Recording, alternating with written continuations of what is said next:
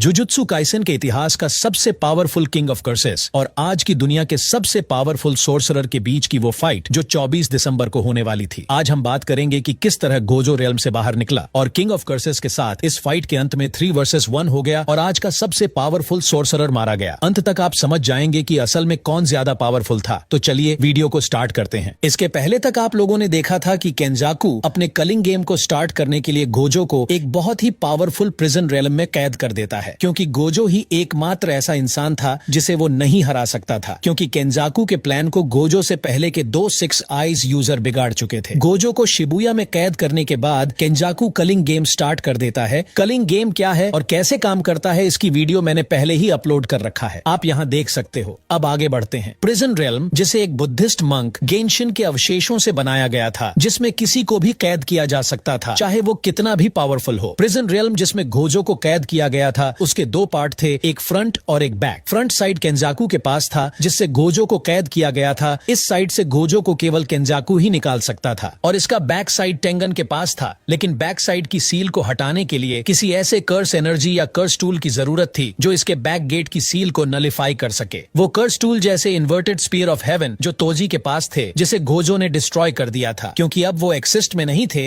इसीलिए Tengen sorcerer's को back gate देकर उन्हें कलिंग गेम में रीइंकार्नेट प्लेयर हाना कुरुसु के जैकब लैडर के बारे में बताते हैं। उन सभी की एकमात्र उम्मीद गोजो को बचाने के लिए यूजी, तोगे इनुमाकी, यूता माकी, यहाँ तक कि जुजुत्सु हाई के और भी स्टूडेंट्स एक साथ आते हैं और एंजल से मिलकर गोजो को बाहर निकालने का प्लान बनाते हैं। बैक गेट को रखकर सभी छिप जाते हैं और एंजल अपनी टेक्निक जैकब लैडर का यूज कर बैक गेट की एनर्जी को नलिफाई कर देती है। एक खतरनाक विस्फोट के बाद जब वो वहाँ देखने जाते हैं तो गोजो वहाँ दिखाई नहीं देता है, क्योंकि भले ही पिछले गेट की एनर्जी को नलिफाई किया गया था, पर गोजो को फ्रंट गेट से फ्री कर दिया गया। केंजाकू को बैक गेट के बारे में पहले ही पता लग चुका था और उसे पता था कि बैक गेट की सील हटाते ही प्रिजन रेल्म उसे फ्रंट गेट से ही बाहर निकालेगा। इसीलिए उसने पहले ही फ्रंट गेट को पैसिफिक ओशन के जापान ट्रेंच में 8000 मीटर नीचे छिपा दिया, ताकि अगर गोजो वहां से निकले तो वहां का प्रेशर न झेल पाए। और फ्रंट गेट की सिक्योरिटी के लिए उसने बहुत सारी कर्स स्पिरिट को तैनात कर दिया। इसके साथ ही कई लेयर से प्रिजन रेल्म को सील भी कर दिया। लेकिन जैसे ही बैक गेट की सील हटी, गोजो फ्रंट गेट से रिलीज हो गया। प्रिजन रेल्म की सील हटते ही गोजो रेल्म से बाहर आ जाता है। 6 आइज अब अपनी कर्स टेक्निक यूज कर सकता था। उस पर न तो प्रेशर का असर होता, न ही अब केंजाकू के किसी सील का। अब 19 दिन के बाद प्रिजन रेल्म से बाहर आते ही गोजो सीधे अपने फ्रंट गेटों की बॉडी को यूज करने वाले केंजाकू को खत्म करने का फैसला करता है और गोजो सीधे केंजाकू के पास पहुंच जाता है और उसे वार्निंग देते हुए उस पर ब्लू से अटैक करता है। लेकिन तभी सुकुना वहां बीच में आके उसे बचा लेता है। सुकुना को देखते ही गोजो समझ जाता है कि सुकुना यूजी की बॉडी से मेगुमी की बॉडी में आ चुका है। सुकुना गोजो को याद दिलाता है कि जब वो पहली बार मिले थे तो उसने गोजो को जान से मारने के लिए बोला था। सुकुना बोलता है कि वो टाइम आ चुका है। गोजो सुकुना का मजाक उड़ाता है कि यूजी उसे कंट्रोल कर लेता था, इसीलिए यूजी से डरकर वो कायरों की तरह भाग गया। सुकुना की बेइज्जती पर उराव में गोजो पर अटैक करती है, लेकिन गोजो के एक मुक्के में उसे जल्द ही पता चल जाता है कि 6 आइज क्या है। गोजो और सुकुना लड़ पाते इससे पहले ही केंजाकू सुकुना को अभी फाइट करने से रोक देता है और उसे सदियों पहले की अपनी डील याद दिलाता है। गोजो भी इस बात से मान जाता है, क्योंकि उसे भी तैयारी के साथ साथ अभी सबसे मिलना था। गोजो फाइट की डेट 24 दिसंबर को फिक्स करता है, ताकि उसे गेटो की डेथ की 2 डेट याद न करना पड़े। केंजाकू उससे पूछता है कि क्या उसे सच में लगता है कि वो सुकुना को हरा देगा। इस बात पर गोजो हमेशा की तरह अपनी जीत को डिक्लेयर कर देता है। इस फाइट से पहले गोजो अपने सभी साथियों से मिलने और अपना प्लान बनाने चला जाता है और इधर उराव में सुकुना को 3 और फिंगर लाकर देती है और वो बताती है उसे आखिरी फिंगर नहीं मिली। सुकुना को समझ आता है कि गोजो ने उसे छिपा कर रखी है। उन 3 फिंगर खाने के साथ सुकुना के पास अब 19 फिंगर्स आ चुकी थी और लास्ट फिंगर की पावर को पूरी करने के लिए वो अपनी 1000 साल पहले की डेड बॉडी ही खा लेता है। अब 1 महीने बाद यानी 24 दिसंबर को शिंजुकू सिटी में सुकुना और गोजो की किस्मत का दिन आता है। कलिंग गेम के चलते शिंजुकू जो अब एक खंडहर और मॉन्स्टर सिटी बन चुका था, जहां ये फाइट होने वाली थी, और इस फाइट को देखने के लिए पूरी जुजुत्सु सोसाइटी तैयार थी। यहां तक कि इस पूरी फाइट को लाइव टेलीकास्ट किया जा रहा था। सुकुना केंजाकू और उराव में एक ऊंची बिल्डिंग पर प्लान बना रहे होते हैं। इसके बाद केंजाकू बाकी बचे हुए कलिंग गेम प्लेयर्स को खत्म करने निकल जाता है। अब सुकुना और उराव में शिंजुकू की एक बिल्डिंग में गोजो का वेट कर रहे होते हैं। दूसरी तरफ गोजो इचिजी उताही में और गाकुगंजी के साथ शिबुया जाता है। गोजो लोग शिबुया में और सुकुना उराव में शिंजुकू में थे, लेकिन सुकुना इतना दूर होते हुए भी गोजो की कर्स एनर्जी को फील कर पा रहा था। अब बैटल स्टार्ट होती है। गोजो इचिजी से एक बैरियर बनाने के लिए बोलता है, जिससे सुकुना गोजो के अटैक को फील ही ना कर पाए। इचिजी बैरियर बना देता है और उताही में अपनी curse technique solo forbidden area का यूज करती है, जिससे गोजो की कर्स एनर्जी 120% तक बढ़ जाती है। इसके बाद सबसे पहले गोजो अपनी टेक्निक हॉलो पर्पल को 200% पर करके सुकुना पर सीधे शिबुया से ही अटैक कर देता है और इचिजी के बनाए हुए बैरियर के कारण सुकुना अंत तक गोजो के अटैक को नोटिस नहीं कर पाता। गोजो का ये हॉलो पर्पल इतना पावरफुल था कि सुकुना और उराव में शिंजुकू की जिस बिल्डिंग में थे वो पूरी बिल्डिंग धूल बन जाती है। इस अटैक से सुकुना के हाथ तक उड़ जाते हैं। अब सुकुना उन्हें हील करने लगता है और तभी गोजो शिबुया से सीधे शिंजुकू में सुकुना के सामने टेलीपोर्ट हो जाता है। अब दो सबसे पावरफुल आमने सामने आ चुके थे। गोजो सुकुना को फाइट में हराने की बात करता है। इस पर सुकुना अपने हाथ को हील करके उसे बोलता है, इस छोटे से सरप्राइज अटैक से खुश मत हो। सुकुना गोजो को कटिंग बोर्ड पर पड़ी हुई एक फिश से कंपेयर करते हुए बोलता है कि मैं सबसे पहले फिश के छिलके रिमूव करूंगा। इस बात पर गोजो उसे बोलता है कि मुझे मेघुमी की चिंता करने की जरूरत नहीं है, तुम मेघुमी जैसे दिख रहे हो, इसीलिए ये मत सोचना मैं तुम्हें नहीं मारूंगा। इसी शकल के एक बंदे को मैं पहले भी मार चुका हूँ। गोजो बोलता है कि मैं तुम्हें हराने के बाद अपने स्टूडेंट के बारे में सोचूंगा और दोनों अटैक की पोजीशन में आ जाते हैं। गोजो भी अपनी शर्ट फाड़ के सुकुना पर अटैक कर देता है और दोनों के बीच hand to hand combat start हो जाती है। हैंड टू हैंड कॉम्बैट की इस फाइट में गोजो सुकुना पर भारी पड़ रहा था। ये लड़ाई इतनी खतरनाक थी कि पूरी बिल्डिंग डिस्ट्रॉय हो रही थी। दोनों एक दूसरे पर बिल्डिंग्स ही फेंक दे रहे थे। आप लोग सोच रहे होंगे कि सुकुना गोजो की इन्फिनिटी बाईपास करके उसे छू कैसे पा रहा है, तो सुकुना यूज कर रहा था डोमेन एम्प्लीफिकेशन। सिंपल डोमेन की तरह डोमेन एम्प्लीफिकेशन एक ऐसी एंटी डोमेन टेक्निक है जो यूज करने वाले को ओपोनेंट के किसी भी टेक्निक या डोमेन को नलिफाई कर देती है। मतलब यूज करने वाला खुद को एक ऐसे एंटी कर्स टेक्निक डोमेन में रख लेता है कि उसके अंदर कोई भी कर्स टेक्निक काम नहीं करेगी। यही कारण है कि सुकुना जब डोमेन एम्प्लीफिकेशन के साथ गोजो से फाइट कर रहा था, तब डोमेन एम्प्लीफिकेशन के अंदर आने से गोजो की इन्फिनिटी नल हो जाती थी और सुकुना उसे छू पाता था। लेकिन डोमेन एम्प्लीफिकेशन यूज करने का एक नुकसान ये है कि जो डोमेन एम्प्लीफिकेशन का यूज कर रहा उसकी भी कर्स टेक्निक नल रहती है। डोमेन एम्प्लीफिकेशन के साथ यूजर अपनी इनेट टेक्निक यूज नहीं कर सकता। अब एक लंबी हैंड टू हैंड फाइट के बाद गोजो को याद आता है कि मेई लाइव स्ट्रीमिंग कर रही है और सभी उनकी फाइट देख रहे हैं। तभी दोनों एक साथ करते हैं डोमेन एक्सपेंशन।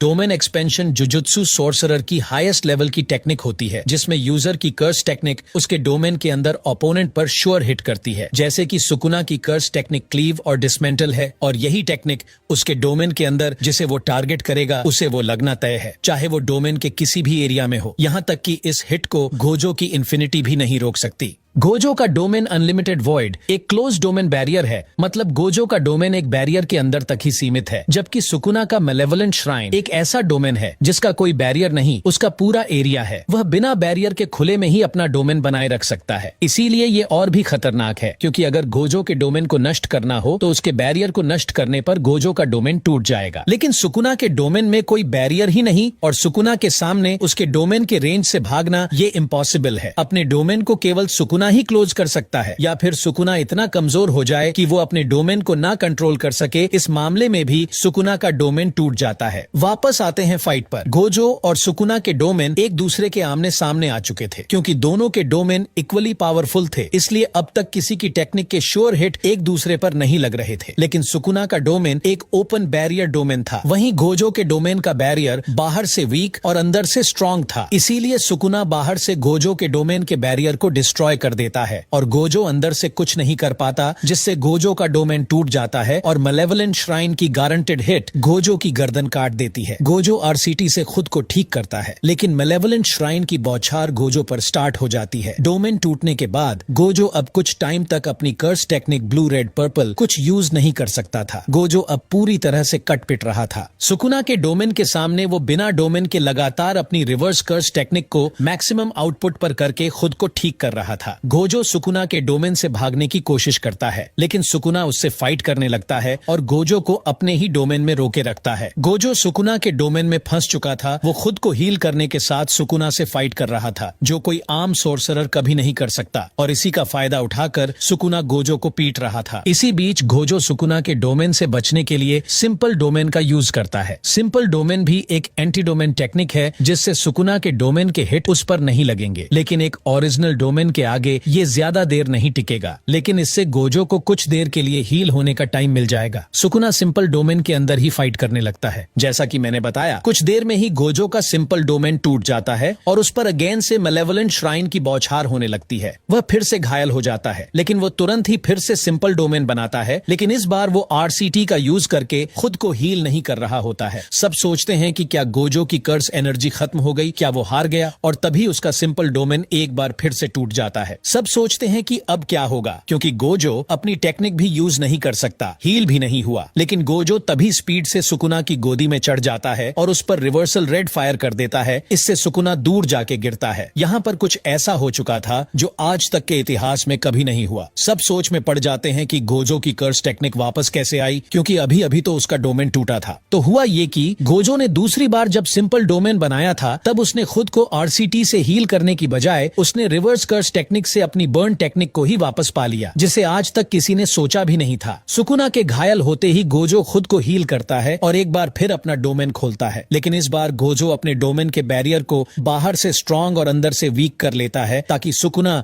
उस बार की तरह इसे बाहर से ना तोड़ पाए। लेकिन सुकुना इसके लिए अंदर के अटैक रोककर अपने डोमेन के एरिया को कम करके गोजो के डोमेन पर बाहर से अटैक तेज कर देता है। इसके अलावा सुकुना खुद को गोजो की इन्फिनिटी से बचाने के लिए वो गोजो के पीछे जुड़कर फाइट करने लगता है, ताकि गोजो की इन्फिनिटी का इफेक्ट उस पर ना पड़े, क्योंकि केंजाकू ने उसे बताया था कि गोजो के डोमेन के अंदर गोजो और जिसे उसने डायरेक्टली पकड़ा होता है, उस पर इन्फिनिटी का कोई इफेक्ट नहीं पड़ता। वो डोमेन के साथ डोमेन एम्प्लीफिकेशन का यूज करता है, ताकि गोजो अपनी किसी कर्स टेक्निक का यूज ना कर पाए। गोजो हैरान हो जाता है कि सुकुना एक साथ डोमेन एम्प्लीफिकेशन और डोमेन एक्सपेंशन का यूज कैसे कर पा रहा। वो देखता है कि सुकुना के डोमेन का आउटपुट 2 गुना बढ़ चुका है। उसके डोमेन के अटैक्स गोजो के डोमेन के बैरियर को दूसरी बार भी डिस्ट्रॉय कर देते हैं और अनलिमिटेड वॉइड दूसरी बार भी टूट जाता है, जिससे गोजो पर मैलेवोलेंट श्राइन के अटैक्स दोबारा होने लगते हैं। सिंपल डोमेन की जगह गोजो इस बार फॉलिंग ब्लॉसम इमोशन टेक्निक का यूज करता है। इस टेक्निक से गोजो की कर्स एनर्जी खुद सुकुना के डोमेन के अटैक को काउंटर कर रही थी, जिससे उसे अब कम और हल्के फुल्के स्लैसेस का ही सामना करना पड़ रहा था, जिसके कारण गोजो को फिर से अपनी बर्न टेक्निक और डोमेन को रिवाइव करने का टाइम मिल जाता है। कर्स टेक्निक वापस आते ही गोजो एक बार फिर से करता है,